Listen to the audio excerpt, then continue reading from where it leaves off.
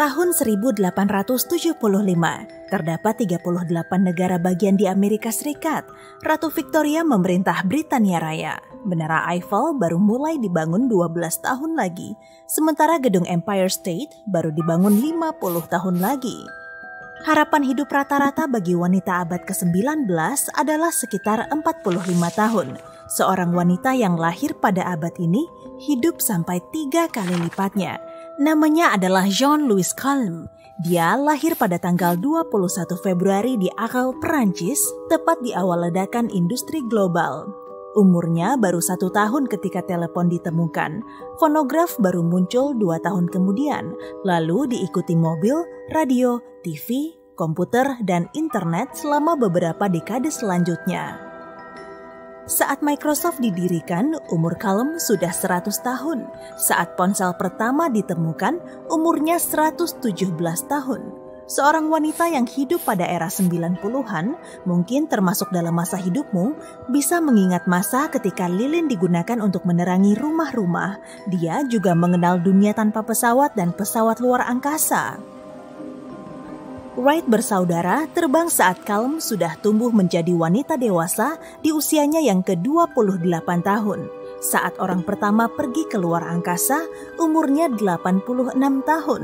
Madame Calment memegang rekor dunia untuk orang yang hidup paling lama. Dia bertahan selama 122 tahun dan 164 hari. Tapi, benarkah? Pada usia 21 tahun, Jeanne menikah dengan Ferdinand. Saat itu, dia sering mengenakan gaun panjang yang mewah dengan rambut bertatanan elegan. Wanita era Victoria belum mengenal celana saat Jeanne masih muda. Pada tahun 1898, Jeanne melahirkan anak tunggalnya Yvonne. Saat putrinya menginjak usia 30-an, dia dan ibunya mulai mengenakan jas yang dibuat khusus, sebuah tren yang dimulai oleh Coco Chanel pada 1920-an. Jeanne bertahan dengan baik pada awal abad ke-20, tapi hal terburuk datang pada tahun 1934. Putrinya Yvonne meninggal pada usia 36 tahun. Pada tahun 1942, Jeanne kehilangan suaminya Ferdinand. Pada 1963, wanita berusia 88 tahun itu menjadi sebatang kara. Dia hidup lebih lama dibanding semua ahli warisnya. Karena tidak ada yang bisa mewarisi apartemen besar keluarganya, dia membuat kesepakatan dengan notarisnya Michel Raffray pada tahun 1969. Jeanne setuju bahwa Raffray akan membayarnya 2.500 francs sebulan yang kira-kira setara dengan Rp15.000 saat ini selama sisa hidupnya. Begitu Jeanne meninggal, Raffray akan mendapatkan apartemennya. Kesepakatan ini tampaknya bagus dibuat dengan seseorang yang berusia 94 tahun. Tapi, Jeanne akhirnya hidup lebih lama dibanding notarisnya juga. Janda notarisnya melanjutkan pembayaran sampai Jeanne meninggal pada tahun 1997. Secara keseluruhan, karena Madame Calment telah hidup sangat lama, keluarga Raffray akhirnya membalas 11 kali lebih mahal daripada yang seharusnya. Ini dianggap sebagai salah satu investasi terburuk yang pernah dibuat. Banyak orang memperhatikan Jeanne selalu penuh energi.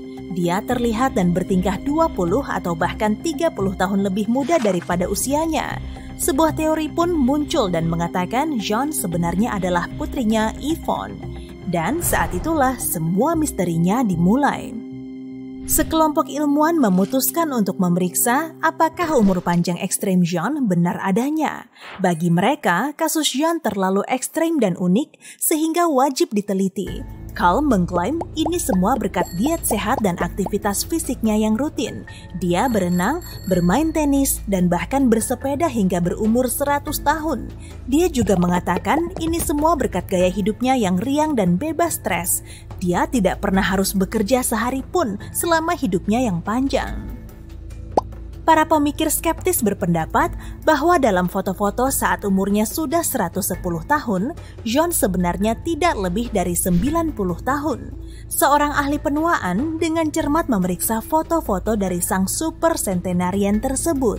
Mereka tidak menemukan tanda-tanda pelemahan terkait usia yang umum terjadi pada orang yang hidup hingga 100 tahun, apalagi 2 dekade lebih lama. Seorang ahli matematika bahkan mempelajari silsilahnya dan membuat persamaan yang menunjukkan betapa kecilnya kemungkinan seseorang dalam pohon keluarga tersebut untuk hidup selama itu. Saat meneliti perjalanan hidup John yang sangat panjang, para ilmuwan ragu karena John tidak pernah menyebutkan sejumlah peristiwa penting yang seharusnya dia alami. Yang utama adalah wabah kolera besar-besaran pada tahun 1884. Seharusnya umur John sudah 9 tahun saat itu, umur yang cukup untuk mengingat kejadian tersebut. Yvonne bahkan belum lahir. Sejumlah dokumennya pun meragukan. Kartu tanda penduduk dari tahun 1930-an miliknya menyatakan rambut dan matanya sangat gelap cenderung hitam. Tapi di akhir hidupnya matanya abu-abu dan dia berambut coklat sebelum semuanya memutih. Benar, pada sekitar 10-15% orang, mata bisa menjadi lebih cerah seiring bertambahnya usia karena pigmen di iris menurun.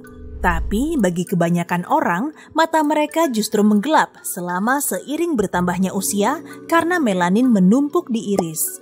Tapi tinggi badan Sean pun bermasalah. Tinggi John 1,5 meter, sementara Yvonne sedikit lebih tinggi, sekitar 1,52 meter. Pada usia 114 tahun, tinggi John masih 1,5 meter. Tingginya tidak berubah 1 cm pun. Sangat aneh karena orang-orang menyusut seiring bertambahnya usia sebab tulang rawan di antara sendi menipis. Selama bertahun-tahun, entah bagaimana John berhasil hidup tenang-tenang saja. Dia pindah ke panti jompo pada tahun 1985 ketika berusia 110 tahun. Tak satu pun surat kabar di Arles mengisahkan seorang centenarian yang merayakan ulang tahun ke-100-nya 10 tahun sebelumnya. Madame Calm baru mulai tenar pada tahun 1988. Ada perayaan yang memperingati 100 tahun Vincent van Gogh tinggal di Arles.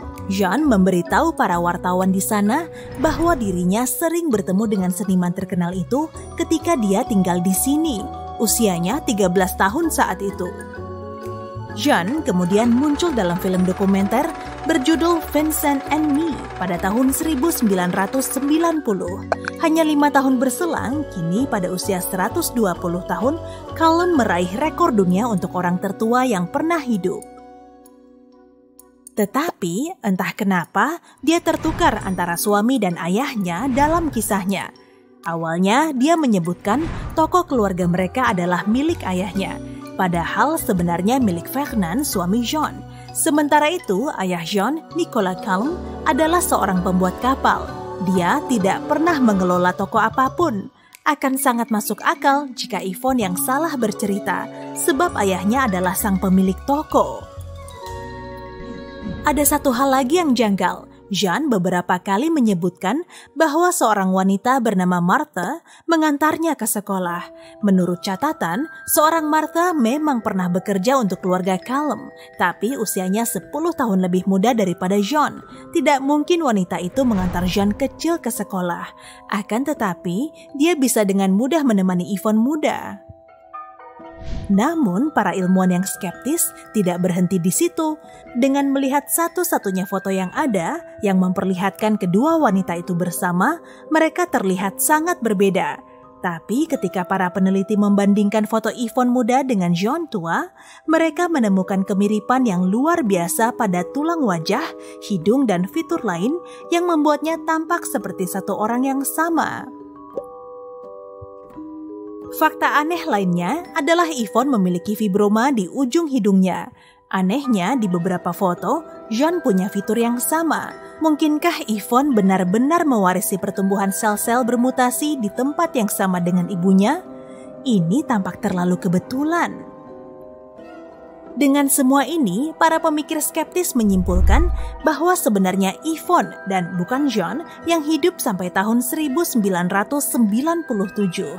Beginilah teori mereka. Orang yang meninggal tahun 1934 pada usia 59 tahun adalah John. Keluarganya, menurut mereka, kemudian meminta putrinya untuk menyamar sebagai ibunya. Alasan dugaan mereka untuk menghindari tingginya pajak warisan. Untungnya, kampung halamannya Achel memiliki salah satu arsip terkaya dan terpelihara paling baik di dunia. Achel memiliki banyak dokumen menarik, termasuk akta kelahiran dan pernikahan asli John. Tapi anehnya, bukti foto sangat langka. Sepupu cucu John mengklaim telah membakar semua potret keluarga yang tersisa pada tahun 1994 atas permintaan John, yang memunculkan pertanyaan, kenapa dia menginginkan itu? Terlepas dari semua skeptisisme, John masih memegang rekornya, dan mungkin dia bukan orang yang aneh. Manusia tertua yang masih hidup, Jiroemon Kimura dari Jepang, berhasil mencapai usia 116. Bahkan, Jepang memimpin dunia dalam populasi warga berusia 100 tahun. Mereka punya lebih dari 70.000 orang yang usianya tepat atau di atas 100 tahun. Apakah John tua benar-benar putrinya atau bukan? Kita mungkin tidak akan pernah tahu. Tapi mungkin lebih baik kita berfokus pada kesejahteraan orang-orang yang berumur super panjang saat ini. Pada tahun 1898, orang yang super unik lahir di Boston, Massachusetts. Namanya William James Sidis. Ayahnya, Boris, adalah psikolog yang terkenal. Sementara ibunya, Sarah, adalah seorang dokter. Mereka menyadari putra mereka istimewa sejak dia masih kanak-kanak. Suatu hari, sang ibu melihat putranya menulis surat sebelum ulang tahun pertamanya. Kemudian, di hari lain, mereka melihat William membaca New York Times dengan saksama sambil memahami setiap katanya. Hal ini mungkin biasa saja, tapi usia William belum genap 2 tahun saat itu. Pasangan ini pun sadar bahwa putra mereka jenius. Mereka menghabiskan tabungan keluarga untuk membeli buku, peta, buku teks, dan kamus untuk mendukung putra mereka mencari wawasan baru. Saat William berusia 4 tahun, dia membaca teks asli literatur Homer. Saat berusia 6 tahun, dia mempelajari karya-karya Aristoteles. Pada usia 6 tahun juga, dia sudah merampungkan buku keempatnya. Salah satu buku ini bertemakan anatomi. Pada usia 8 tahun, William bicara dan menulis dengan fasih dalam bahasa Inggris, Latin, Perancis, Rusia, Ibrani, Turki, dan Armenia. Ini belum cukup baginya, dan dia membuat bahasa uniknya sendiri. Orang tuanya agak terkejut melihat kemampuan putra mereka. Mereka menyadari dia terlalu cerdas untuk sekolah biasa. Dia lebih pintar daripada semua guru dan siswa di sana. Pada usia 9 tahun, William dengan mudah menjawab semua ujian dan diterima di Harvard. Tapi sekolah itu tak mengizinkannya karena dia masih terlalu muda. Jadi, selama 2 tahun berikutnya, dia terus belajar di sekolah lamanya sampai bosan. Dia tidak berhenti menulis buku. Dia selesai menggarap sebuah novel, beberapa puisi dalam bahasa Prancis, dan susunan utopia yang luar biasa. Inilah yang membedakan William dari anak berbakat lainnya. Seorang pemuda jenius biasanya cuma belajar salah satu ilmu pengetahuan. Tapi pahlawan kita ini tertarik dan berhasil dalam beragam bidang pengetahuan. Matematika, astronomi, bahasa, politik, biologi, filsafat, dan masih banyak lagi. Akhirnya, William menginjak usia 11 tahun dan diizinkan belajar di Harvard. Semua mahasiswa dan dosen terkejut melihat siswa semuda William. Tapi yang paling penting, mereka terkejut dengan luas wawasannya. Beberapa orang mengaguminya, yang lain menganggapnya aneh.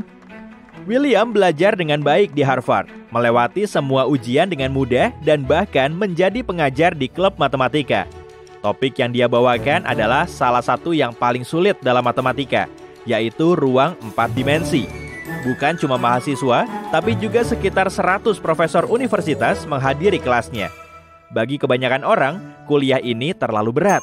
Tapi ada sedikit orang yang paham akan pembahasan William, kagum dengan pengetahuannya yang super jenius. Para profesor meyakini William akan menjadi astronom dan ahli matematika yang hebat. Dia mampu menjelajah dunia baru.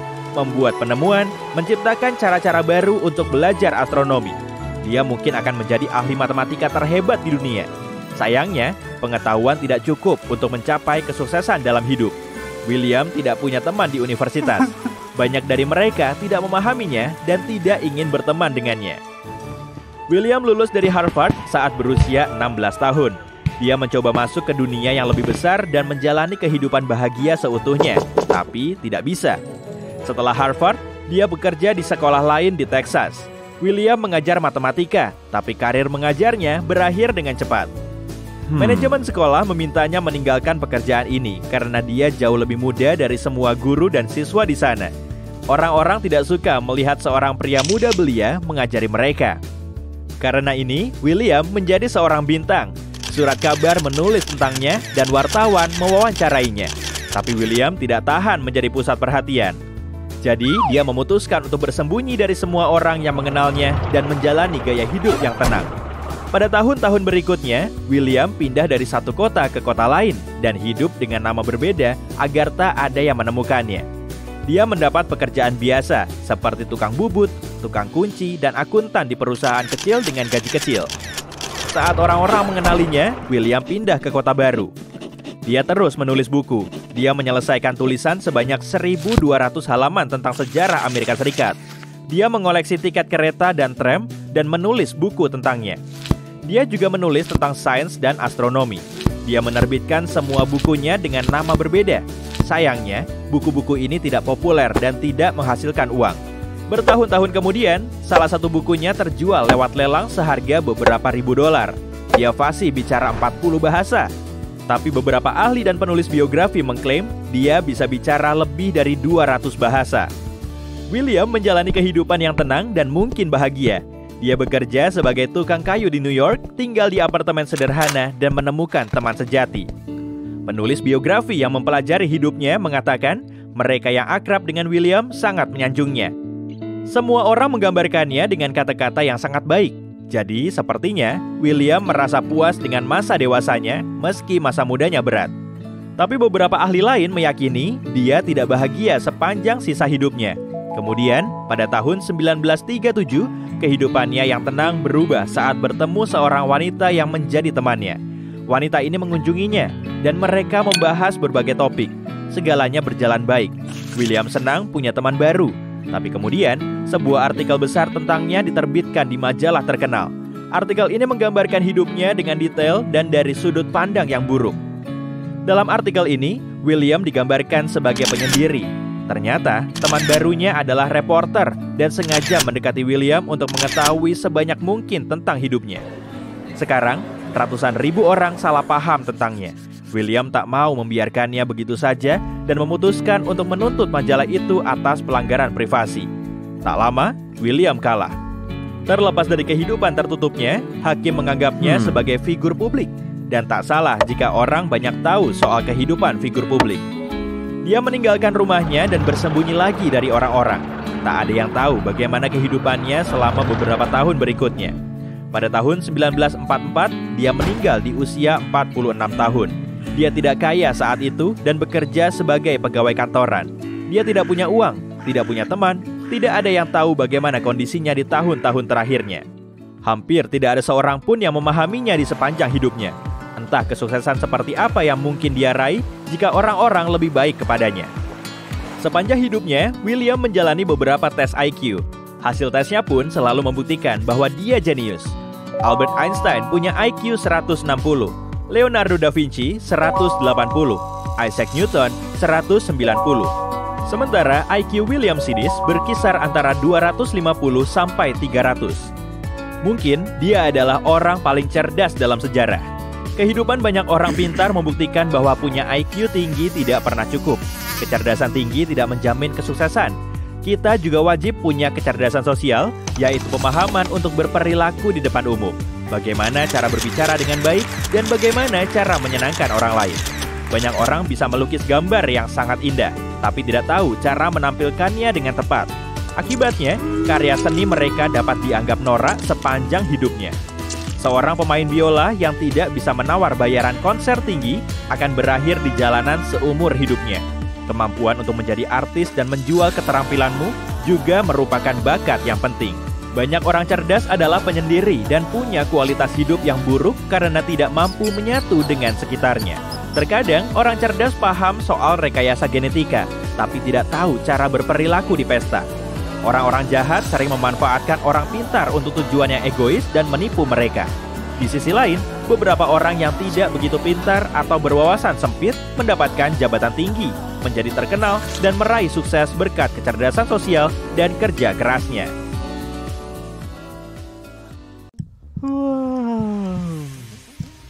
Gak tidur sehari aja, responmu akan lelet, kemampuan analisismu memburuk, dan level stresmu meningkat.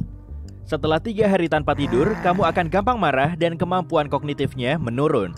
Seminggu kemudian, seluruh tubuhmu bisa mengalami masalah serius. Kamu udah gak bisa lagi ngebedain antara realita dengan imajinasi, dan gak tahu dengan kondisi di sekitarmu. Tapi pada bulan Januari 1964, ada remaja cowok yang bisa melek selama lebih dari 11 hari. Dan di akhir percobaan ini, dia masih normal-normal aja. Rekor terlama tahan melek ini juga dimuat di Guinness Book of Records. Saat itu, para ilmuwan juga berkesempatan meneliti struktur otak manusia, tepatnya sejak Desember tahun 1963. Siswa sekolah bernama Randy Gardner dan temannya, yang saat itu berumur 17 tahun, mulai mencari ide proyek sains di sekolah mereka. Keduanya segera sepakat untuk melakukan eksperimen tentang tidur. Eksperimen ini bertujuan untuk membuat mereka betah melek selama mungkin, agar bisa memecahkan rekor sebelumnya. Rekor ini sebelumnya disabet oleh seorang DJ yang bekerja selama 260 jam berturut-turut, atau selama hampir 11 hari full. Musik keras dan gerakan konstan bikin si DJ tetap melek. Tapi Randy ngerasa kesulitan kalau harus menyibukkan dirinya terus-terusan, terutama di malam hari. Awalnya, proyek sainsnya ngebahas topik soal pengaruh insomnia pada semua kemampuan manusia. Tapi Randy dan temannya segera tahu kalau peralatan eksperimen mereka kurang memadai. Kemudian mereka mengganti topiknya menjadi dampak kurang tidur terhadap kemampuan kognitif dan keterampilan bermain basket. Randy harus tetap aktif, sedangkan temannya membantu dia tetap terjaga. Awalnya semua prosesnya berjalan lancar, dan teman Randy mencatat semua perubahan kecil yang terjadi di tubuhnya. Randy bisa melewati 2 hari pertamanya dengan mudah. Dia selalu berdiri dan gak mau tidur. Selama itu, dia kelihatan bersemangat saat berolahraga, sedangkan temannya mencatat semua detail kecilnya di buku harian. Tapi di hari ketiga, temannya malah ketiduran sambil senderan di dinding selagi nulis. Untungnya, Randy masih terjaga. Kedua remaja ini segera tahu kalau mereka perlu bantuan tambahan. Mereka mengajak satu teman lagi untuk gabung, lalu menulis artikel di surat kabar San Diego.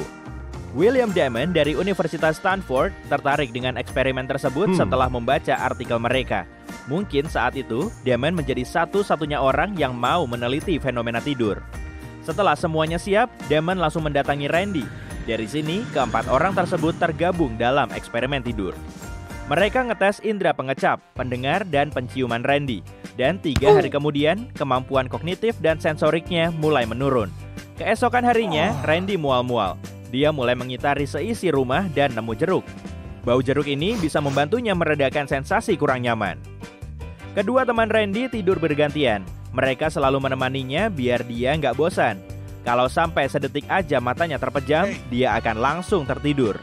Suatu hari, mereka main basket selama berjam-jam tanpa henti. Lalu dilanjutkan dengan main bowling di hari berikutnya. Saat malam hari, kondisinya malah memburuk. Mereka nggak tahu harus ngapain lagi. Bikin Randy tetap melek, lama-lama juga membosankan dan terasa sulit. Tapi ternyata setelah seminggu tanpa tidur, Randy masih jago bermain basket. Performanya juga lebih baik dari teman-temannya. Ucapannya terdengar jelas dan logis. Kebanyakan surat kabar di Amerika Serikat mulai nulis soal eksperimen itu. Dan Randy seketika jadi seleb dadakan. Inilah yang kemudian membantunya tetap terjaga. Ilmuwan lain juga datang untuk mengamati eksperimen mereka. Dengan bantuan latihan matematika, mereka menguji kemampuan intelektual Randy. Dan ternyata hasilnya nggak memuaskan. Saat lagi ngerjain soal matematika, dia mulai nggak tahu dengan kejadian di sekitarnya dan aktivitas yang dia lakukan. Tim peneliti juga memindai otak Randy, kemudian mencatat aktivitasnya. Akhirnya, eksperimen ini hampir selesai. Beberapa jam lagi, Randy akan bisa memecahkan rekor. Dan dia udah nggak tidur selama hampir 11 hari. Para ilmuwan kemudian melarikan Randy ke rumah sakit khusus untuk mengamati aktivitas otaknya selama dia tidur. Pada jam 2 pagi, tanggal 8 Januari 1964, rekor baru pun terpecahkan. Randy bisa tahan melek selama 264 jam. Akhirnya dia bisa tidur juga. Para peneliti memasang elektroda di kepalanya untuk mengamati aktivitas otaknya. Tidurnya sangat pulas, dan beberapa jam kemudian dia bangun untuk buang air. Setelah itu, dia tidur lagi. Dia sudah tidur selama 8 jam, 10 jam, dan baru bangun setelah 15 jam. Tapi anehnya, dia langsung pergi ke sekolah begitu aja. Orang-orang tentu saja kaget bukan kepalang. Rupanya, eksperimen rumit ini nggak punya konsekuensi negatif. Randy mulai belajar lagi seperti sebelumnya. Dia juga main basket dan nongkrong bareng teman-temannya. Sementara itu, para ilmuwan masih menganalisis hasil penelitian mereka. Selama penelitian, otak Randy ternyata tetap tidur. Artinya, sejumlah bagian di otaknya perlahan istirahat. Saat dia main basket, kemampuan analitisnya beristirahat. Saat dia ngerjain soal matematika, bagian otak yang bertugas memberi reaksi juga tidur. Dengan kata lain, satu bagian otaknya istirahat sebentar, lalu bangun lagi, dan bagian otak lainnya kemudian tidur. Randy bukan orang pertama yang kuat melek lebih dari semalaman. Otak manusia zaman dulu juga kurang istirahat, lalu mulai mengistirahatkan satu persatu bagiannya dengan meratakan sumber dayanya. Tapi nggak semua orang punya kemampuan seperti ini. Kemungkinan besar, Randy bisa betah melek karena faktor genetik. Beberapa orang juga nyoba memecahkan rekor ini, tapi nggak ada yang berhasil. Kebanyakan peserta mengalami masalah kesehatan serius selama eksperimen. Ujung-ujungnya, mereka berhalusinasi, lupa dengan kondisi yang mereka alami sendiri beberapa menit sebelumnya, nggak bisa mikir, dan suka ngamuk. Pantesan ya, kurang tidur bisa bikin kita gelisah dan stres berat. Tanpa tidur, tubuhmu nggak akan bisa berfungsi dengan baik. Dan saat di luar rumah, bisa-bisa malah memicu masalah. Saat di rumah pun, kamu bisa lupa dengan kompor atau setrika yang masih nyala. Dan kamu berisiko ketiduran di saat-saat yang kurang tepat. Atau malah ngeliat unicorn dan mengejarnya tanpa memusingkan konsekuensinya. Nafsu makanmu bisa hilang atau malah naik drastis, sehingga bisa menyebabkan masalah perut. Eksperimen ini harusnya nggak pernah dilakukan oleh siapapun. Karena itulah, Guinness Book of Records menghentikan siapapun yang berupaya memecahkan rekor Randy, agar kita nggak membahayakan diri sendiri. Oke lah, kita kembali ke cerita kita aja yuk. Setelah sekian lama, publik mulai lupa dengan rekor yang disabet Randy.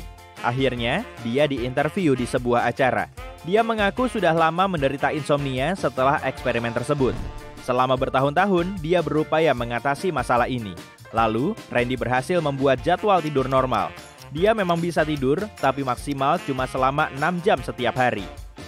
Tubuh manusia mampu bertahan dalam situasi ekstrim.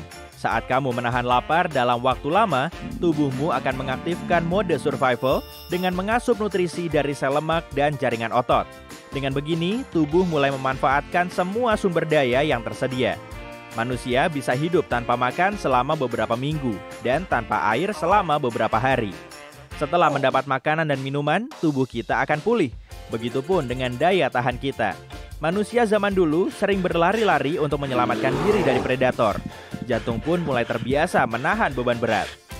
Tapi sepanjang sejarah, kondisi apapun nggak melatih kita agar tahan melek. Makanya, otak kita nggak terbiasa dengan waktu melek yang terlampau lama. Kalau sudah begini, otak kemungkinan nggak bisa pulih lagi karena memang nggak tahu cara memulihkannya. Tapi bisa aja sih, otak kita sedang mengembangkan caranya. Kebanyakan manusia zaman now cenderung kurang tidur. Hubungan sosial, pesta-pesta, acara TV, pekerjaan kantor, seringnya bikin kita lupa waktu, sehingga otak kita jadi lebih tertekan. Manusia purba bisa aja berburu mamut, kemudian pulang ke gua dan langsung tidur. Tapi kini, banyak di antara kita masih internetan selama berjam-jam setelah seharian bekerja, yang tentunya bikin kita makin capek. Makanya, jadwal tidur kita harus baik. Setelah melepas sabuk pengaman, kamu berdiri dan meregangkan kaki. Akhirnya, selesai juga penerbangan panjangmu. Mending ke toilet dulu lah buat cuci muka. Tapi tiba-tiba, tubuhmu terpental ke udara. Barang bawaan di dekatmu terus berterbangan. Ada apa nih?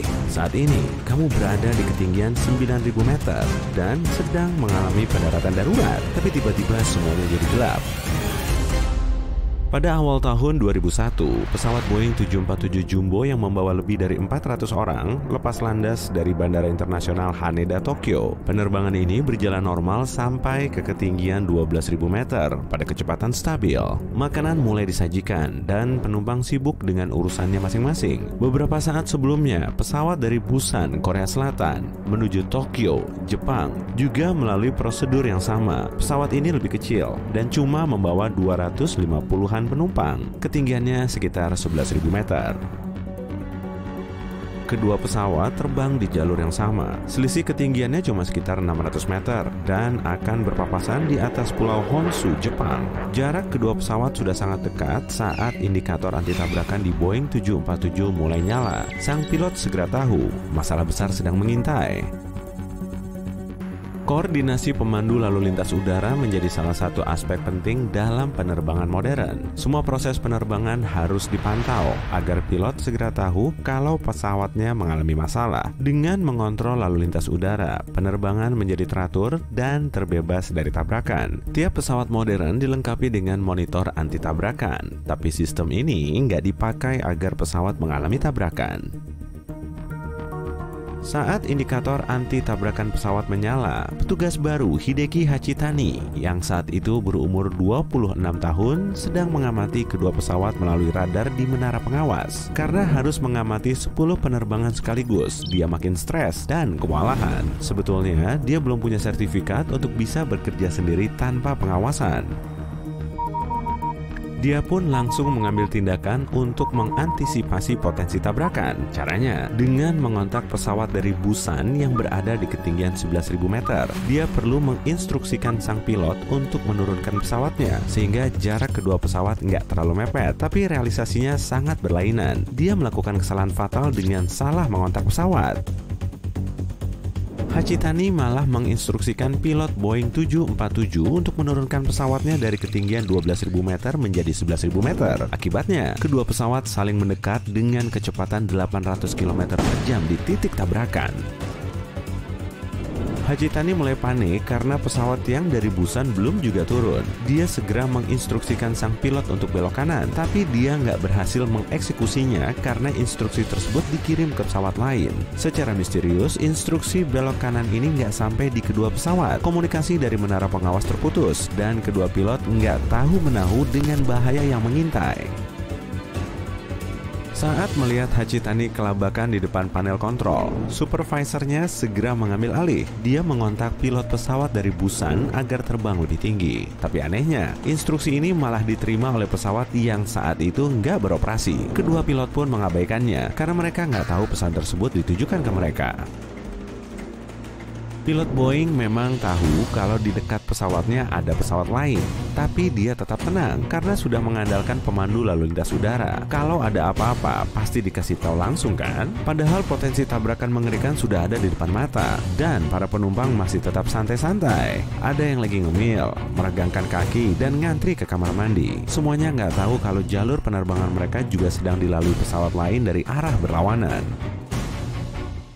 Keberuntungan masih berpihak pada 600 orang ini. Dengan pengalaman dan kredibilitasnya, sang pilot berhasil mengatasi situasi yang bikin merinding ini. Dari jendela kokpit, dia melihat objek yang seharusnya nggak pernah ada di hadapannya. Ternyata ada pesawat lain yang terus mendekat. Dengan tenang dan sigap, pilot Boeing memegang tuas kendali untuk menurunkan pesawat serendah mungkin selagi masih ada kesempatan. Dalam sekejap, posisinya sudah lebih rendah dari pesawat lain. Akhirnya, kedua pesawat ini bisa mendarat dalam keadaan utuh, dan sang pilot berhasil menyelamatkan lebih dari 600 jiwa.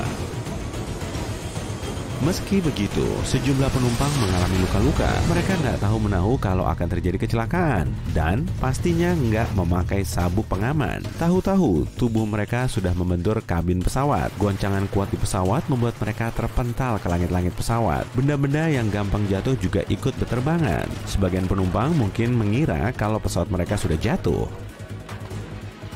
Akibat insiden ini, 7 penumpang dan 2 kru pesawat mengalami luka parah dan sisanya luka ringan. Pilot akhirnya putar balik menuju Tokyo agar para korban segera mendapatkan perawatan. Berkat reaksi cepat dari tim medis, plus kelihayan dari sang pilot, semua penumpang dan kru bisa selamat.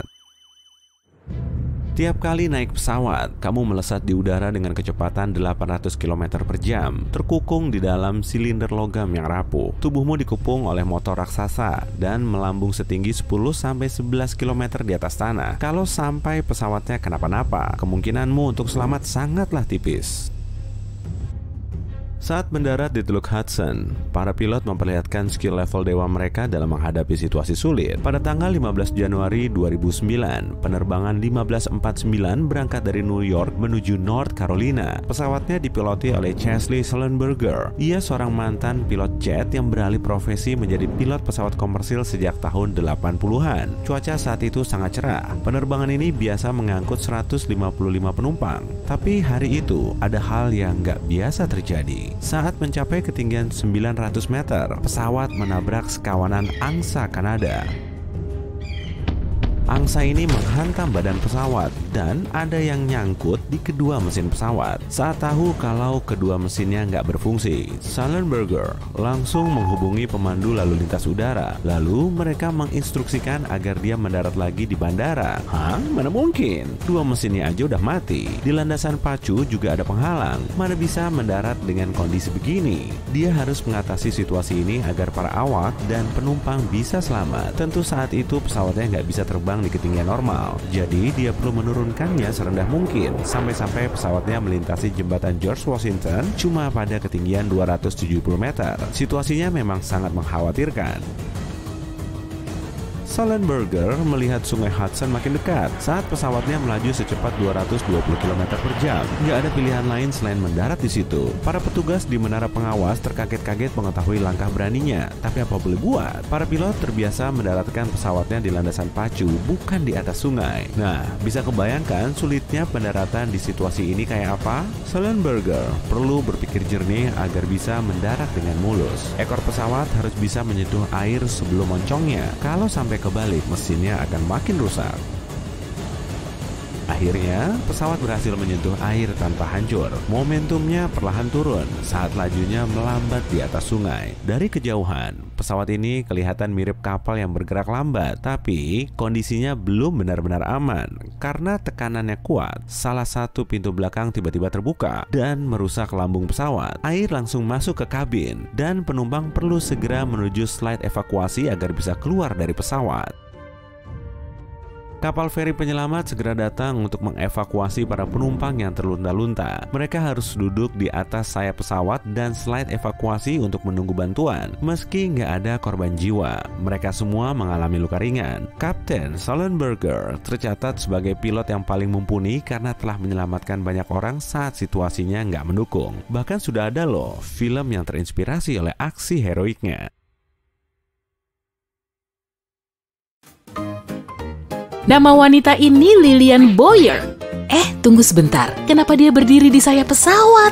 Iya, dari tahun 1921, Lillian mencari uang dengan melakukan aksi gila di udara di atas pesawat. Dia sangat paham cara menampilkan atraksi seru dan dia jadi terkenal di seluruh Amerika Serikat. Tapi Lillian memulai karir uniknya ini tanpa sengaja. Dia tadinya hanya pelayan biasa berusia 21 tahun dan bekerja di sebuah restoran di kota Chicago. Semua ini berubah saat pilot bernama Elmer Partridge dan Johnny Mathieu rajin mengunjungi restoran tempat Lillian bekerja. Suatu hari, mereka menawari Lillian naik pesawat tua bersayap ganda milik mereka, pesawat jenis Curtiss JN4D bernama Jenny. Lillian setuju dan mereka menuju bandara setempat. Maka Lillian pun mengudara. Ini adalah penerbangan pertamanya dan dia senang sekali. Terbang sama sekali tidak membuatnya takut. Bahkan, dengan angin kuat menerpa wajahnya dan bunyi mesin menderu di telinganya, Lilian menyadari kalau pesawat adalah hidupnya. 4 hari kemudian, Partridge bertanya kepada Lilian apakah dia ingin terbang lagi. Kali ini, Lilian memutuskan untuk melakukan sesuatu yang berani. Ketika pesawat terbang pada kecepatan 105 km per jam, dia bangkit dari tempat duduknya dan berdiri di sayapnya. Meski begitu, dia menginginkan lebih. Dia berjalan ke tepi sayap pesawat dan selama itu pula, Partridge berteriak menyuruh Lilian duduk. Sebab pria itu mengira Lilian akan melompat. Lilian hampir tak dapat mendengar suara pria itu karena terhalang suara mesin. Tapi Lilian sama sekali tidak takut. Dia malah menikmatinya. Saat sang pilot melihat apa yang dilakukan Lilian, pria itu memperkenalkannya ke Billy Brock. Dia bekerja di Bandara Chattanooga dan sedang mencari seseorang yang bisa melakukan trik di sayap pesawat. Lilian dan Billy pun menjalin kerjasama dan wanita itu segera memulai pelatihannya. Lilian berhenti bekerja di restoran dan mulai berlatih sepenuhnya. Selama 5 bulan, dia berlatih melakukan aksi di suatu lumbung di Chattanooga. Wanita itu menggunakan model pesawat dan terdapat matras lembut yang ditempatkan di bawahnya untuk keamanan.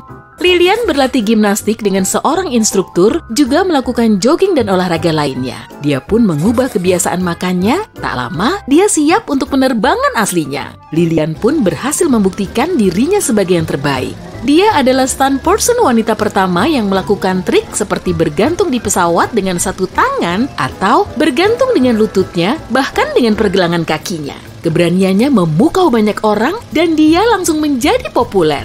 Lilian dan Brock mulai melakukan pertunjukan udara di berbagai pameran dan festival dan dia berubah menjadi selebritas. Saat keduanya datang ke kota baru, orang-orang selalu mengenali mereka. Selalu ada mobil yang menunggu Lilian dan dia punya banyak penggemar berat. Saat itu, Lilian adalah satu-satunya wanita yang bisa melakukan atraksi yang sangat berbahaya. Atraksinya termasuk keluar dari kokpit dengan memegang kabel tipis yang punya mouthpiece di ujungnya. Lalu dia akan melakukan beberapa trik di ujung sayap, kemudian bergelantungan di bawah pesawat, dengan hanya berpegangan pada giginya. Para penonton tidak bisa melihat kabel itu dari jarak ratusan meter di bawah sana, jadi aksi ini terlihat sangat mengejutkan sekaligus menakutkan. Para penonton akan menjerit ketakutan saat Lilian melakukan trik ini. Lalu, Brock akan menurunkan tangga khusus yang kemudian diraih Lilian sembari dia kembali ke kursinya lagi. Namun, terkadang juga terjadi kecelakaan. Ini mengingatkan Lilian dan Brock kalau mereka menjalani aksi yang sangat berbahaya dan mereka harus berhati-hati sebaik mungkin. Pada salah satu pertunjukan mereka di tahun 1924, keduanya merencanakan untuk melakukan trik yang berbeda dari biasanya. Brock akan melakukan jungkir balik, sementara Lilian berdiri di sayap atas pesawat bersayap ganda itu.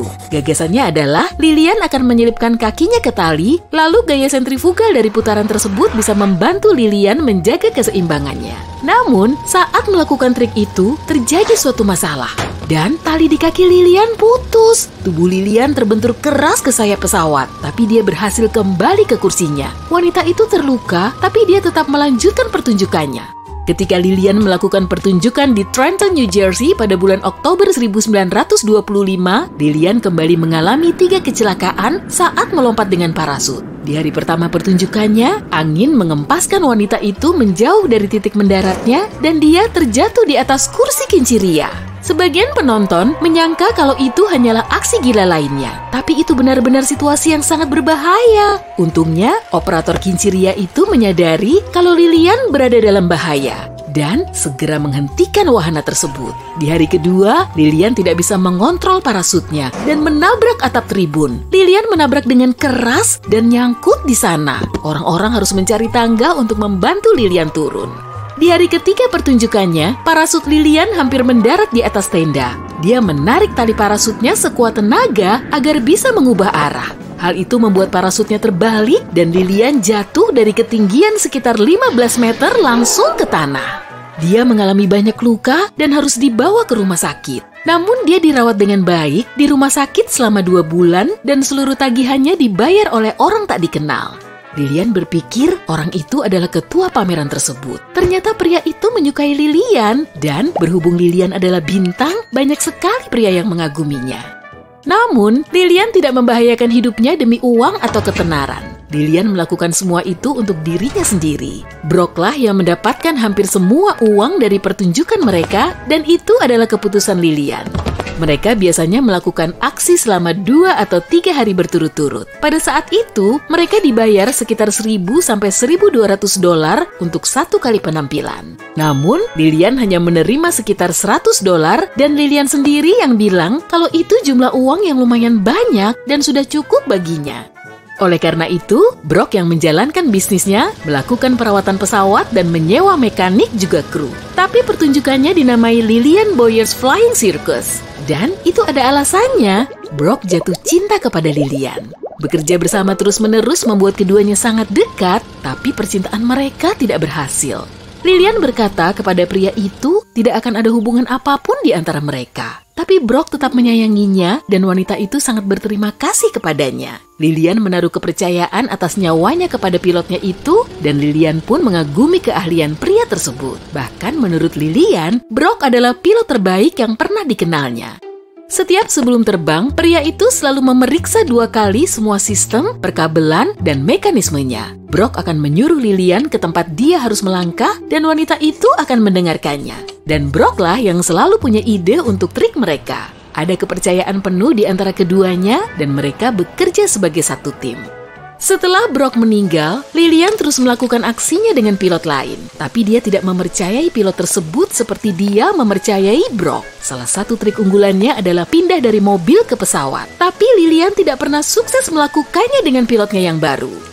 Sepanjang karir aksinya antara tahun 1921 hingga 1928, Lilian melakukan 352 pertunjukan di 41 negara bagian Amerika Serikat dan Kanada. Dia melakukan 143 aksi dari mobil ke pesawat dan 37 lompatan dengan parasut. Namun, pada tahun 1928, terbang dengan ketinggian jelajah rendah dilarang sehingga pertunjukan aksi berbahaya di sayap pesawat pun berakhir.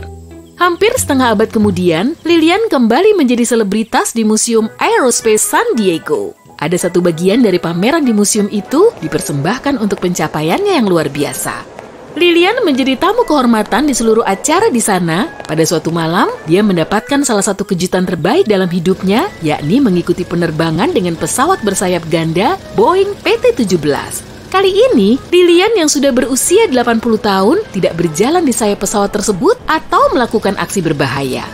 Namun, ketika mendarat, Lilian mengakui kalau dia ingin sekali melakukannya. Hanya saja, pilotnya telah memintanya untuk tidak keluar dari kokpit. Selain itu, Lilian juga tidak mempercayai si pilot sedalam dia mempercayai Brock.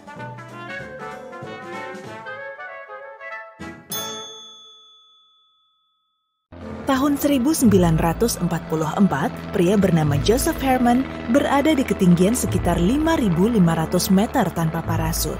Beberapa detik sebelumnya, dia duduk di kursi pilot dalam suatu misi ke Jerman. Biasanya, pilot bersama krunya memakai parasut di dalam pesawat.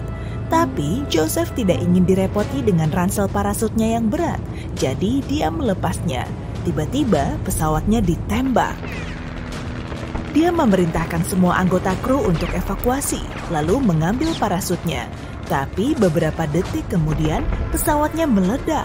Ledakan ini membuat Joseph terlempar keluar dari pesawatnya, lantas mendapati dirinya meluncur cepat di langit malam tanpa parasut. Dalam keadaan panik, dia mulai memandangi tanah, mencari tempat aman untuk mendarat. Sungai, danau, atau kolam renang bukan pilihan. Menabrak air dalam kecepatan tinggi sama saja artinya dengan menabrak beton. Tumpukan salju oke juga, kalau dia bisa temukan tumpukan yang lumayan tebal, setidaknya dia bisa mendarat agak mulus. Tapi saat itu bulan November, jadi tak ada salju dimanapun. Opsi terbaiknya cari hutan. Ranting pohon dan semak-semak bisa cukup meredam jatuhnya, sehingga dia bisa selamat mendarat di tanah. Joseph memikirkan ini selama beberapa saat, dan sekarang dia berada pada ketinggian sekitar 1.900 meter. Saat itulah keajaiban terjadi. Dia menabrak sesuatu, dan dengan refleks meraihnya. Pada awalnya, dia mengira kalau itu adalah potongan badan pesawat yang jatuh, tapi ternyata itu adalah kaki seseorang. Rupanya itu kaki anggota krunya yang baru saja membuka parasut. Berpegangan pada sobat sehidup sematinya, Joseph hampir mencapai tanah. Kedua tentara ini bersiap menghadapi tabrakan. Tapi parasut hanya didesain untuk satu orang. Karena kini beban bertambah satu orang lagi, parasutnya tak bisa menahan laju yang aman.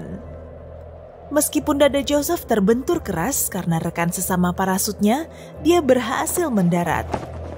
Pria itu mengalami luka-luka, tapi tetap saja dia selamat jatuh dari ketinggian sekitar 5.500 meter. Tapi itu bukan termasuk rekor jatuh bebas tanpa parasut. Perkenalkan, Vesna Vulovic. Sekitar 50 tahun yang lalu, dia adalah pramugari pelatihan dan seperti biasanya sedang melayani penumpang di kabin. Pesawatnya terbang pada ketinggian lebih dari 10.000 meter dan tiba-tiba hancur berkeping-keping. Vesna selamat dalam kekacauan ledakan itu dan jatuh bebas. Vesna segera pingsan dan tak mengingat apa yang dia lakukan selagi dirinya jatuh ke tanah. Beberapa menit kemudian dia mendarat, atau lebih tepatnya jatuh, dan dia selamat. Seorang pengawas hutan menemukannya terbaring di antara reruntuhan pesawat. Dia mengalami begitu banyak luka, tapi setelah 16 bulan dia sembuh seperti sedia kala. Dia bahkan ingin kembali menjalani pekerjaannya sebagai pramugari. Vesna tidak mengingat peristiwa ledakan atau jatuhnya itu. Mungkin dia terselamatkan oleh pepohonan dan salju. Penghormatan terbesar bagi sang pengawas hutan yang menemukan dan memberi Vesna pertolongan pertama. Malah, kebetulan atau kesialan, Vesna sebenarnya tidak seharusnya ada di pesawat itu.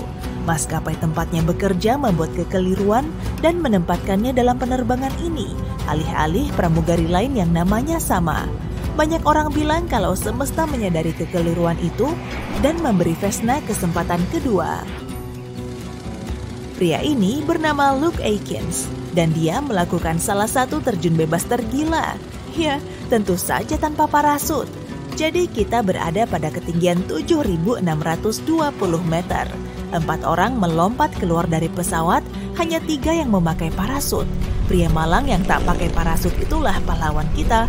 Sisanya adalah kru. Mereka merekam lompatan Luke dan membantunya berada di jalur yang benar. Obor asap terpasang di kaki mereka sehingga Luke bisa melihat keberadaan mereka di antara awan. Sekarang kita berada pada ketinggian sekitar 5.200 meter. Kecepatan Luke saat itu 240 km per jam dan detak jantungnya hampir 3 kali lipat detak jantung saat keadaan normal.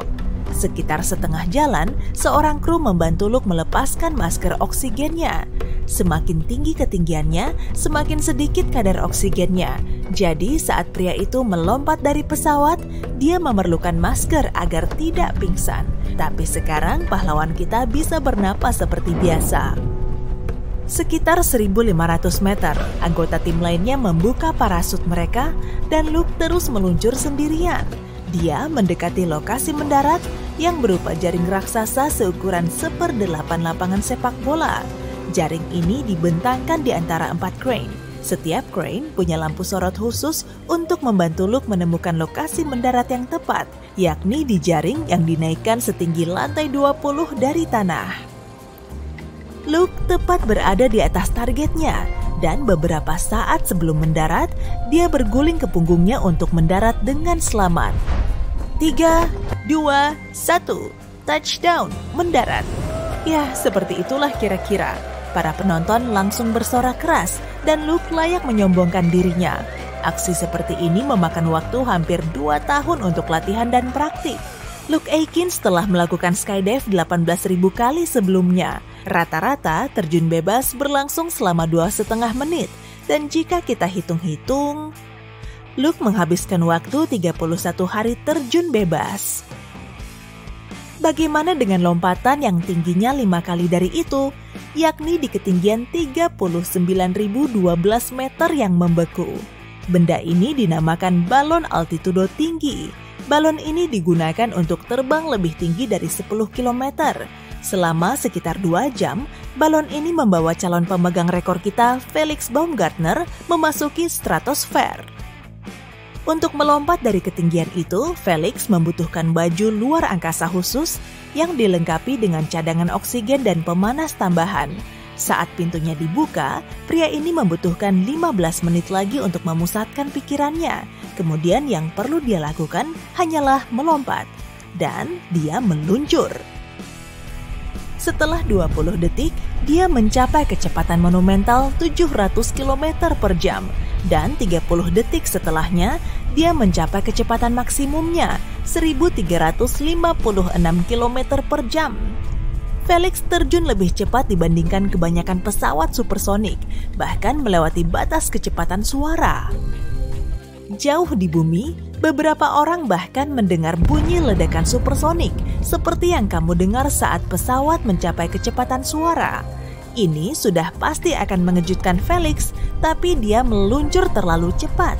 Ledakannya terjadi jauh di atasnya. Yang jauh lebih berbahaya adalah tekanan pada tubuhnya. Setelah melayang selama 1 menit, dia mulai berputar dengan sangat cepat. Tubuhnya mengalami tekanan gravitasi jauh lebih kuat dibandingkan astronot yang lepas landas dalam pesawat luar angkasa. Kalau dia benar-benar kehilangan kesadaran, lompatan ini akan berakhir sangat berbeda. Tapi setelah 13 detik, putaran berhenti dan dia berhasil menstabilkan dirinya. Setelah 3,5 menit, dia mulai melambat. Saat semakin dekat dengan permukaan bumi, udara semakin menebal, sehingga jatuhnya melambat. 4 menit dan 16 detik setelah dia terjun, Felix membuka parasutnya, tapi itu terlalu cepat. Masalahnya, pelindung matanya mulai berembun karena masalah pemanas. Jadi, dia tidak tahu seberapa tinggi dirinya saat itu. Agar aman, dia membuka parasutnya lebih cepat. Dia bilang dia merasa seperti mengambang di air, tidak tahu mana arah ke atas. 9 menit kemudian, dia akhirnya menyentuh permukaan tanah. Dia telah memecahkan beberapa rekor dunia, lompatan tertinggi, jarak terjauh, sekaligus kecepatan tertinggi terjun bebas. Ditambah lagi, dia satu-satunya orang yang menembus batas suara tanpa menggunakan mesin. Tapi, rekor lompatan tertingginya berhasil dipecahkan tak lama setelahnya. Alan Eustace terjun dari ketinggian hampir 41.500 meter. Jadi, dia wajib memakai baju luar angkasa yang rapat dan parasut khusus. Tapi, bagaimana kalau kamu berada di ketinggian 40.000 meter tanpa perlengkapan sama sekali? Suhunya 0 derajat. Jadi kamu tidak akan membeku sepenuhnya, tapi saat kamu terjun, suhunya akan mencapai minus 55 derajat Celcius. Jaket hangat mungkin bisa sangat berguna. Tapi ancaman yang sebenarnya adalah kurangnya oksigen. Kalau kamu ingin tetap sadar, kamu harus memakai masker oksigen. Katakanlah kamu punya baju luar angkasa yang hangat dan oksigen. Apa yang kamu lakukan sekarang? Kamu harus mengambil posisi yang menciptakan hambatan udara maksimum. Rentangkan tangan dan kaki, arahkan dadamu ke bawah, dan dongakkan kepalamu. Sekarang kamu punya waktu untuk memilih tempat yang sempurna untuk mendarat. Ingat, jangan mendarat di air, cari salju atau pepohonan. Setelah memilih tempat, kamu harus menyiapkan diri untuk mendarat keras. Kamu bisa mengikuti apa yang dilakukan oleh Luke Aikins, berguling, tekuk kaki di dadamu, dan tutupi kepalamu dengan tangan. Tapi itu tetap akan terasa sakit sih. Dinginnya air sungguh menusuk, merasuk masuk sampai ke rusuk. Nafasmu berat dan tersengal, jeritan terus terngiang di sana-sini di tengah hamparan laut tiada ujung. Malam semakin larut, langit pun seketika kalut, pekat tanpa bintang. Dalam gigilmu terselip ketakutan. Kapal yang kamu naiki mulai karam ke dasar laut. Kebanyakan orang yang pernah mengalami insiden seperti ini akan trauma seumur hidupnya. Wanita yang akan kukisahkan ini telah selamat dari kecelakaan kapal. Bukan cuma sekali atau 2 kali loh, tapi 3 kali. Dan rupanya dia tidak kapok. Terbukti dia terus bekerja di berbagai kapal pesiar sebagai pramugari. Namanya Violet Jessop, si nona yang tidak bisa tenggelam. Masa kecil Violet terbilang singkat karena dia harus menjadi dewasa sebelum waktunya. Sebagai sulung dari 9 bersaudara, dia harus merawat adik-adiknya. Hidup terasa pahit saat dia mulai sakit. Bahkan dokter pun memvonisnya tak akan selamat. Tapi dia bertahan. Saat masih belia, dia pindah ke Inggris bersama sang ibu, merawat adik-adiknya, dan mengenyam pendidikan di sekolah biara. Ibunya bekerja sebagai pramugari kapal, dan saat dia jatuh sakit, Violet muda mengikuti jejaknya. Tapi karena masih belia dan berparas cantik, Violet selalu saja ditolak. Nanti bisa-bisa mengganggu para penumpang dan awak kapal. Violet tidak menyerah begitu saja. Dia mengikuti wawancara dengan pakaian lusuh dan rambut acak-acakan. Yang terpenting, dia mau bekerja keras di kapal. Dan akhirnya, dia diterima. 2 tahun pertama berlalu tanpa kendala. Tapi kemudian, mulai terjadi serentetan kemujuran. Atau kesialan. Ya, tergantung cara pandangmu sajalah.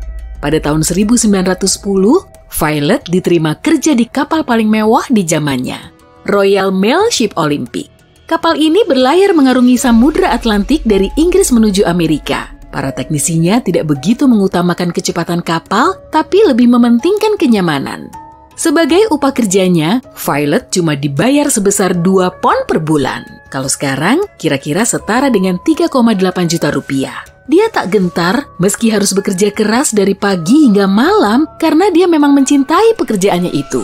Dia suka berinteraksi dengan banyak orang. Dia juga suka menikmati pemandangan Samudra Atlantik. Pada tanggal 20 September 1911, Violet bekerja di geladak seperti biasa.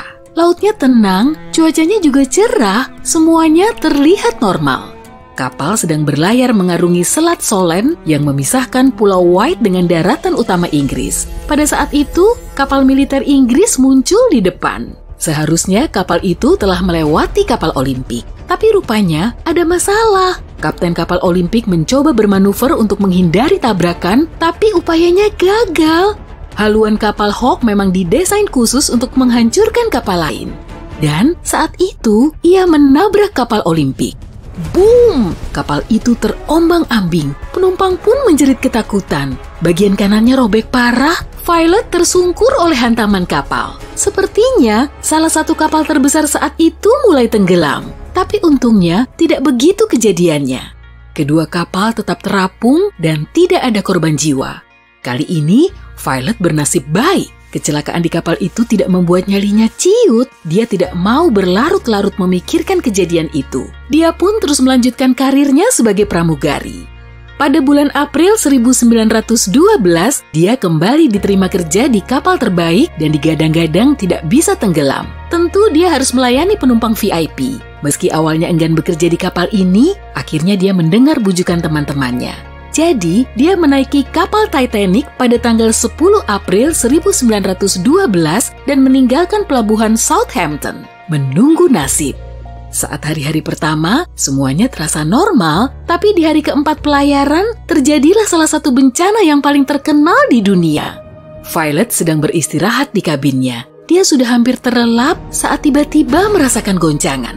Lalu, dia diminta untuk menuju ke geladak atas. Saat Titanic menghantam gunung es, mereka masih bisa tenang karena sangat mengandalkan kapal yang diyakini tidak bisa tenggelam itu. Bahkan saat palkanya mulai dimasuki air, mereka masih tenang di geladak atas.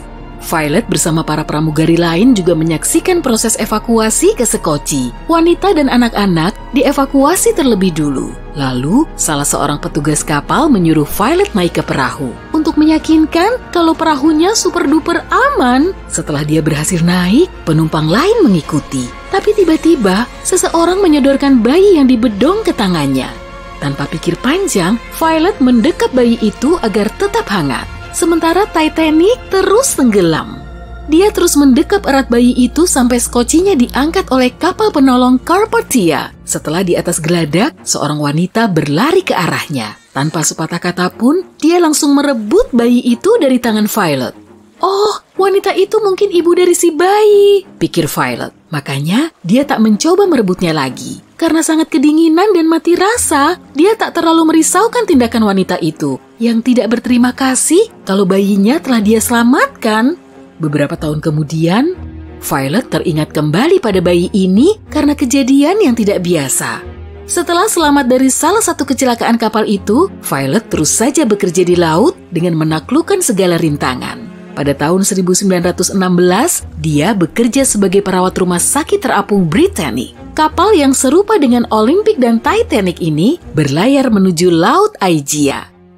Tanggal 21 November, kapal mengambil rute yang sudah sering dilalui. Tapi rupanya, hari itu mereka bernasib nahas, Britannic menghantam ranjau bawah air.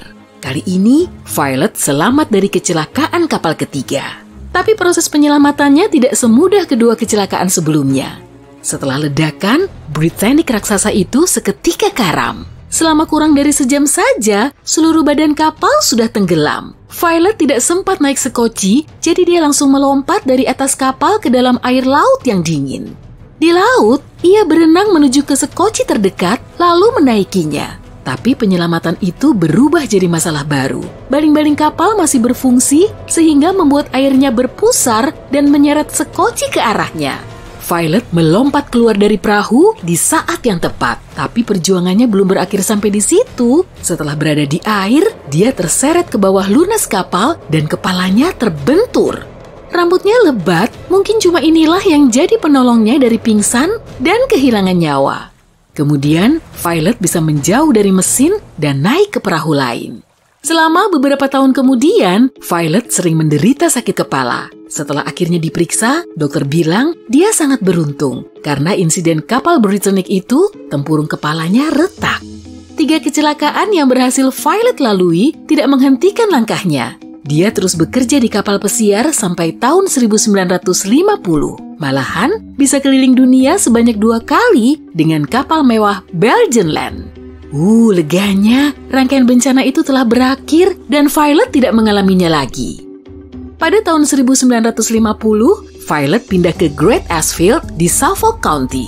Dia telah bekerja di laut selama 42 tahun dan setelah merasa puas dengan karirnya, dia menetap di sebuah pondok besar yang dibangun di abad ke-16. Setelah setahun menjalani masa pensiunnya, dia mendapat panggilan telepon aneh. Saat itu sudah larut malam, Violet juga sudah tidur saat teleponnya berdering. Saat dia mengangkatnya, terdengar suara wanita di ujung telepon. Tanpa basa-basi dan perkenalan, wanita itu bertanya, "Maaf, Anda yang menyelamatkan bayi di Titanic ya?" Violet menyaut, "Ya, itu saya," balas wanita tak dikenal itu. Dia terbahak lalu menutup teleponnya. Violet menceritakan telepon aneh ini ke temannya. Dia cuma menanggapi, paling itu cuma anak-anak iseng. Tapi sebelumnya, Violet belum pernah menceritakan kejadian soal bayi itu kepada siapapun. Menurut catatan lama, di kapal itu, bayi yang bersama Violet laki-laki. Tapi catatan yang sama juga menyebutkan kalau bayi itu telah diselamatkan oleh penumpang lain. Sampai sekarang, masih belum diketahui identitas bayi yang diselamatkan oleh Violet itu. Karena telah selamat dari 3 kecelakaan kapal, dia layak mendapat julukan sebagai nona yang tidak bisa tenggelam. Pada musim gugur 1924, Curtis Welch, satu-satunya dokter di kota pelabuhan Nome, Alaska, mengumumkan peringatan. Stok obat difteri di sana sudah menipis. Difteri adalah penyakit berbahaya dan mudah menyebar yang lumayan umum saat itu. Dr. Welch memesan stok tambahan dan berharap bisa menerimanya sebelum musim dingin, karena jika tidak, kota itu akan terhalang es selama 8 bulan. Tapi kapal pembawa obat tak datang tepat waktu, dan kota hanya bisa menunggu sampai musim semi. Tanda-tanda wabah memang masih belum muncul di Nome, tapi untuk alasan tertentu, Dr. Welch masih cemas. Pada bulan Desember, dia merawat sejumlah anak yang sakit tenggorokan, dan meski menurutnya itu bukan difteri, kecurigaannya kian besar hari demi hari. Dan akhirnya, pada Januari 1925, kecurigaannya terbukti. Dr. Welch secara resmi mendiagnosis kasus difteri pertama. Nome adalah rumah bagi sekitar 2.000 penduduk, tapi ada 10.000 penduduk lain yang tinggal di daerah sekitar. Mereka semua berisiko tertular. Dr. Welch memastikan masalah ini sampai ke telinga orang-orang yang berkuasa agar segera memberi bantuan dan komite darurat dibentuk. Sementara kota itu dikarantina.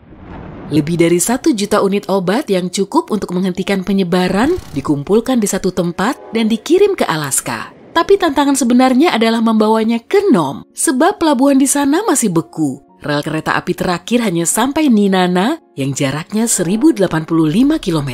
Dan pesawat kala itu tidak mampu terbang dalam suhu ekstrem subarktik.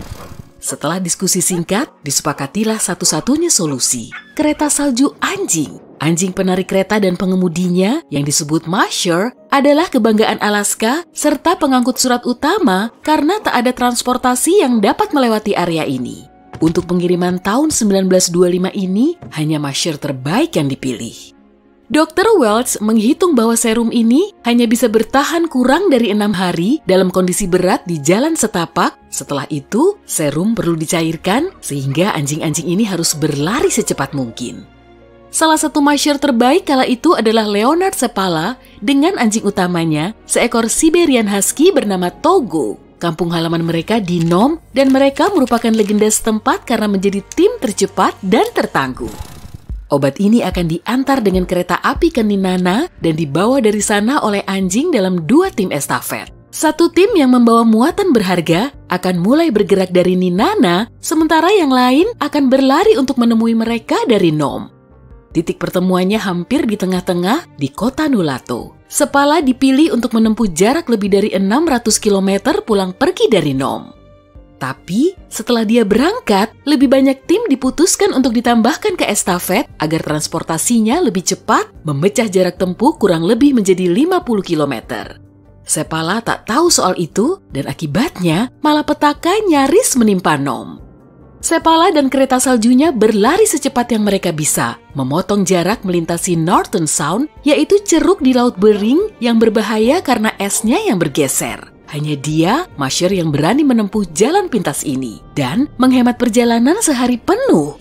Timnya berhasil melintasi daerah berbahaya itu meski cuacanya mengerikan. Seolah bersekongkol melawan manusia, musim dingin tahun 1925 adalah yang terdingin dalam 20 tahun terakhir dengan angin kencang yang menurunkan suhu sampai minus 70 derajat Celcius. Pada jarak 270 km, Seppala yang yakin dia masih perlu menempuh sekitar 80 km lagi, tiba-tiba melihat Masher lain yang sedang kesulitan. Dia pun berpacu melewatinya tanpa niat melambat. Tapi pria itu memanggilnya menembus angin dan salju. Serumnya, aku membawanya. Ternyata, Masher yang pergi dari sisi lain tiba lebih cepat. Pria itu membawa obat yang diperlukan sehari lebih cepat dari jadwal semula dan dia sangat beruntung bisa berpapasan dengan Seppala seperti ini. Jika mereka tidak bertemu, obatnya bisa dengan mudah hilang dan menutup hayat Nome. Seppala mengambil kargo itu darinya dan berputar balik. Malam tiba, dia harus menempuh tempat yang akan menjadi bagian paling berbahaya dalam perjalanan ini. Dia dan anjing-anjingnya beristirahat sejenak dan membulatkan tekad. Dia akan menantang Norton Sound sekali lagi. Angin makin kencang dan badai salju besar dimulai saat Seppala berada di tengah-tengah Norton Sound. Dia takut kawanannya tersesat dan terdampar di arus es. Tapi Togo, anjing utama terpercayanya, memiliki indera penciuman yang sempurna dan memimpin tim dengan sangat yakin. Lalu, Seppala mendengar derit yang mengerikan. Kemungkinan terburuk terjadi. Es di bawah mereka bergerak. Jika es apung terbentuk, seluruh kawanannya bisa terdampar di laut lepas. Dia tidak tahu berapa jarak yang harus mereka tempuh di tengah badai salju ini. Sebab jarak pandangnya nyaris nol. Tapi dia mempercayai semua anjingnya, terutama Togo. Jadi, mereka terus maju. Deritnya makin parah, dan Seppala ingin sekali keluar dari sana hidup-hidup sampai dia sangat terkejut ketika kabut salju tiba-tiba sirna dan dia melihat tepi pantai. Mereka berhasil. Akan tetapi, jarak yang panjang masih harus mereka tempuh. Mereka sampai di rumah penginapan di sisi lain Norton Sound dan beristirahat, lalu melanjutkan perjalanan 4 jam berselang. Togo, gigih seperti biasa, memimpin timnya maju dan naik menuju Gunung McKinley. Total pendakiannya 12 km. Akhirnya, kawanan kereta salju tiba di kota Golovin, tempat mereka bertemu Masher berikutnya dan memindahkan kargo. Secara keseluruhan, tim Seppala menempuh jarak lebih dari 420 km dalam 5 hari, mengalahkan setiap kereta salju lainnya dengan selisih yang besar. Seharusnya, Togo mendapatkan segala pujian atas upaya heroiknya. Tapi kenyataan berkata lain. Kereta salju terakhir yang menempuh kurang lebih 80 km dikendarai oleh Gunnar Kassen dan anjing utamanya Balto. Sebenarnya, Kassen hanya menempuh setengah jarak itu, tapi dia tiba di titik estafet terlalu cepat dan melihat orang selanjutnya sedang tidur.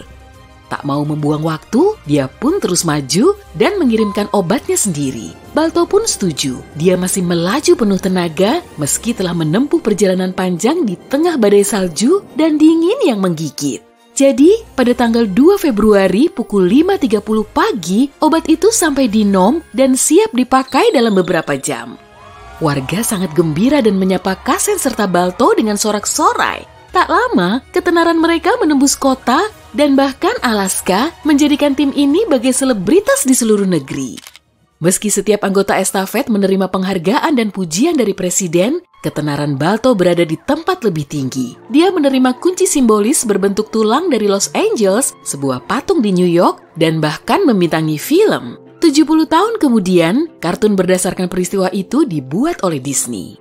Togo juga menerima penghargaannya, tapi perannya dalam apa yang kemudian dikenal sebagai Great Serum Run tidak diakui secara luas. Sepala dan anjing utamanya menempuh perjalanan ke banyak negara bagian di tahun berikutnya dan disambut kerumunan yang bersorak di mana-mana.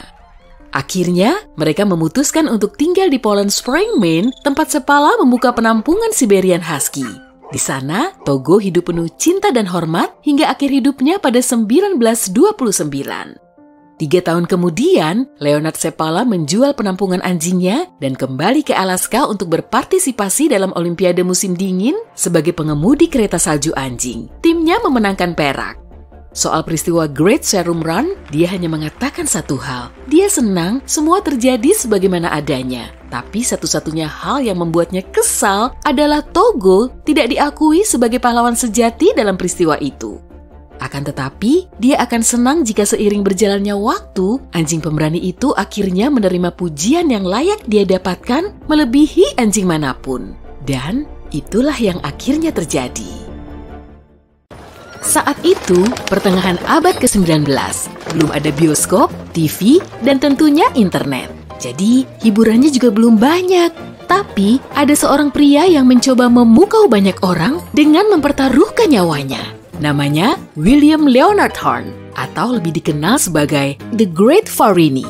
Tahun 1852, di Bowmanville, Ontario, calon pemain akrobat, penjelajah, dan penemu ini saat itu masih belia. Namun, si bocah berumur 14 tahun ini punya mimpi besar. Dia tahu kalau dia dilahirkan untuk jadi pemain sirkus, tapi orang tuanya sangat tegas. Mereka melarangnya melihat sirkus. Mungkin kala itu sirkus menjadi hiburan yang paling seru. Willy muda mulai berlatih meniti kawat tembaga di halaman belakang rumahnya. Dia juga membuat palang gantung seadanya. Semuanya ia lakukan sendiri. Saat ada sirkus keliling di kota itu, Willy tahu dia tidak bisa melewatkannya. Atraksi yang ditampilkan telah membuatnya terpesona, sehingga dia mulai berlatih akrobat. Dia bisa berjalan di atas tali, melakukan senam tumbling, dan membawa benda berat. Ayahnya takut sang putra akan menyia-nyiakan hidupnya dengan menggeluti aktivitas tak berguna ini.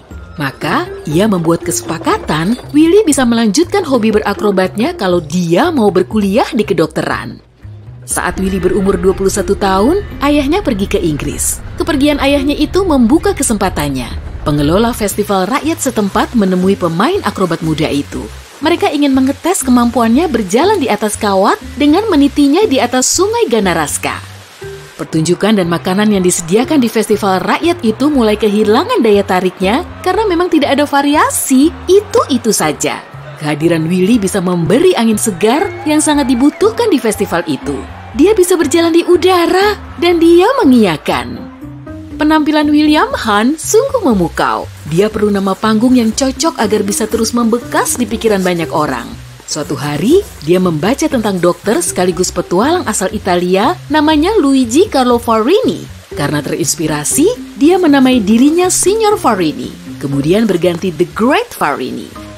Seutas tali diikatkan dari bangunan berlantai 4, lalu disambungkan sejauh 200 meter melintasi sungai Ganaraska. Surat kabar setempat memuat peristiwa ini, lalu menjulukinya The Grand Ascension. Pertunjukan ini berakhir sukses. Tapi Farini belum jadi yang terhebat. Posisinya masih nomor 2 setelah The Great Blondin yang mampu berjalan di atas tali sejauh 3.000 meter melintasi air terjun Niagara. Akrobat ini berhasil dia rampungkan hanya beberapa bulan sebelum akrobat Ganaraska. Farini tahu dia harus membuat permainannya lebih menantang. Dia memang mengagumi Blondin, tapi juga berambisi untuk mengalahkannya. Blondin seorang pemain akrobat yang tangguh dan sulit dikalahkan. Dia lebih berpengalaman dan 14 tahun lebih senior dari Farini. Blondin tidak cuma berakrobat, tapi juga membuatnya greget. Dia memang penghibur terbaik.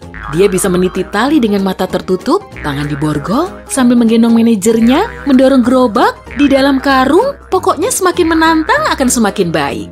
Dia juga bisa bersantui di tengah titian tali untuk menggoreng telur, lalu menyajikannya ke penumpang perahu wisata Niagara di bawahnya. Setahun kemudian, pada tahun 1860, Farini melakukan atraksi yang sama, melintasi air terjun Niagara. Dia memang bisa melakukan gerakan-gerakan yang sama, terbungkus karung, sambil menggendong, sambil salto, dan sebagainya. Tapi Farini mengalahkan pesaingnya dengan menyeimbangkan tubuh sambil berjalan di atas kepala, menggantung di tali dengan telapak kakinya, dan menggendong ember.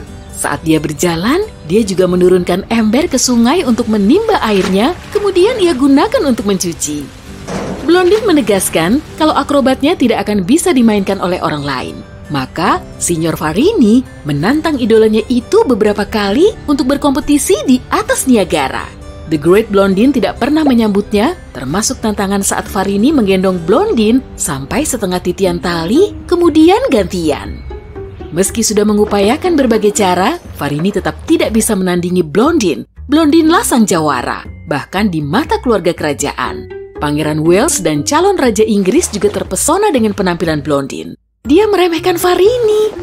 Meski Blondin terus membuktikan diri sebagai pemain akrobat yang hebat dan terbaik, sebetulnya Farini lebih banyak meraup uang. Blondin harus mengumpulkan recehan untuk mendapatkan uang, sedangkan Farini memang punya bakat dalam bisnis. Dia bekerja sama dengan perusahaan jawatan kereta api lokal yang mengantar para penumpang menuju lokasi pertunjukannya. Maka, dapat persenan dari tiket kereta yang terjual. Kedua orang tuanya semakin kecewa meski Farini semakin sukses. Ayahnya ingin agar dia menjadi dokter, tapi dia menolak. Meski tanpa dukungan keluarganya, serta gagal menggeser posisi Blondin, The Great Farini terus berjuang sendiri. Kondisi ini tidak berlangsung lama kok. Pada tahun 1861, saat umurnya 23 tahun, Farini menikahi gadis cantik bernama Mary Osborne. Sebagai istri pemain akrobat, kehidupan wanita ini tentunya berbeda dari kebanyakan orang. Farini melatihnya untuk memegangi punggungnya saat berjalan di atas tali, dan Mary menjadi pasangan duetnya. Sampai kemudian, hari tragis itu datang membayang. Pada tahun berikutnya, Mary menggapai-gapai tangannya di tengah sorak-sorai penonton. Dia kehilangan keseimbangan, lalu tergelincir. Tapi Farini berhasil meraih gaunnya dengan satu tangan. Saat dia berusaha menarik istrinya yang masih muda itu, takdir berkata lain. Tiba-tiba, gaunnya robek dan sang istri terjatuh. Hidup Farini hancur lebur, tapi seperti kata pepatah, waktu bisa menyembuhkan. Pada tahun 1870, semuanya mulai membaik saat dia mengenal Lulu, pemain akrobat muda dari Paris. Lulu biasa tampil di gedung teater berkapasitas 4.000 kursi di Champs-Élysées dengan melompat setinggi 8 meter yang kemudian bertambah jadi 12 meter. Sungguh sulit dipercaya, mereka menjadi duet yang sangat klop. Keduanya tampil di Inggris, Amerika Serikat, dan membuat kagum semua penontonnya. Dalam suatu pertunjukan, Farini nyaris kehilangan Lulu. Pada hari naas itu, palangnya terlepas dari tangan Lulu sehingga dia jatuh ke lantai. Lulu segera dilarikan ke rumah sakit, dan untungnya dia selamat. Tapi kemudian terungkaplah hal yang sangat mengejutkan. Lulu adalah anak laki-laki Farini yang menyamar. Setelah sang anak membaik, dia melanjutkan atraksinya. Hanya saja, kali ini dia sebagai solo. Dulu, Royal Westminster Aquarium di London terkenal sebagai pusatnya hiburan. Tapi pengelolanya mengalami masalah keuangan sehingga meminta bantuan Farini. Untuk sementara waktu, dia bekerja sebagai penemu dan berhasil membuat mesin luar biasa untuk memukau penonton. Dia membuat dan mematenkan meriam pertama yang bisa menembakkan manusia langsung ke udara. Bola meriam manusianya itu seorang wanita bernama Zazel. Tidak lama kemudian, dia juga setenar Lulu. Mereka pun datang ke Amerika untuk mengikuti pertunjukan terbesar di dunia. Dan Zazel yang jadi bintang utamanya. Farini sangat senang bepergian. Salah satu perjalanannya telah membawanya ke Gurun Kalahari pada tahun 1885. Di sanalah dia menjadi orang barat pertama yang diketahui melintasi gurun itu dengan berjalan kaki. Dia selamat dan kemudian bisa membagikan kisahnya dalam satu buku. Dia mengklaim telah menemukan kota Kalahari yang lama hilang. Klaimnya itu tidak resmi karena dia tidak pernah membuktikannya. Putranya ikut serta dalam perjalanan itu. Dia juga membuat sketsa dan mengambil foto petualangan mereka. Saat usianya 50 tahun pun, Farini masih merindukan pertunjukan. Pada tahun 1888, dia mempromosikan lompatan parasut menegangkan setinggi 900 meter oleh seorang penerbang balon udara bernama Thomas Scott Baldwin. Sebagian orang menganggap mungkin dialah orang pertama yang menggunakan parasut. Sungguh luar biasa. Farini tidak cuma berminat di bidang akrobatik. Dia melukis dengan cat minyak saat usianya mulai lanjut. Ternyata dia sangat berbakat. Karyanya sudah ditampilkan dalam pameran nasional. Dia juga berbakat dalam bidang botani. Setiap kali bepergian, dia selalu membawa pulang bibit atau biji-bijian sebagai oleh-oleh. Dia bahkan menerbitkan 2 buku tentang tanaman dan bunga. Berkat banyaknya perjalanan selama hidupnya, ia bisa berbicara 7 bahasa. Penguasaan bahasanya cukup bagus. Dia juga menerjemahkan cerita-cerita dari surat kabar berbahasa Jerman. Dia memang dibantu istrinya, seorang pemain piano asal Jerman, Anna Müller. Mereka menikah pada tahun 1886. Saat Farini menua, dia mulai mencurahkan waktu dan tenaganya untuk mengerjakan proyek lain. Dia menjadi investor sukses di dunia pertambangan, perkereta apian, dan beberapa industri lain. Dia juga menekuni bidang invensi, menyabet hak paten atas 30-an penemuan, di antaranya mesin kemasan kaleng, suku cadang kettle, dan mesin uap, peralatan berkebun, serta teater. Suatu ketika, seorang peramal bilang Farini akan hidup selama 100 tahun. Ramalannya hampir mendekati benar. Dia memang hidup sampai usia 90 tahun dan mungkin tidak pernah sehari pun merasa bosan dalam hidupnya.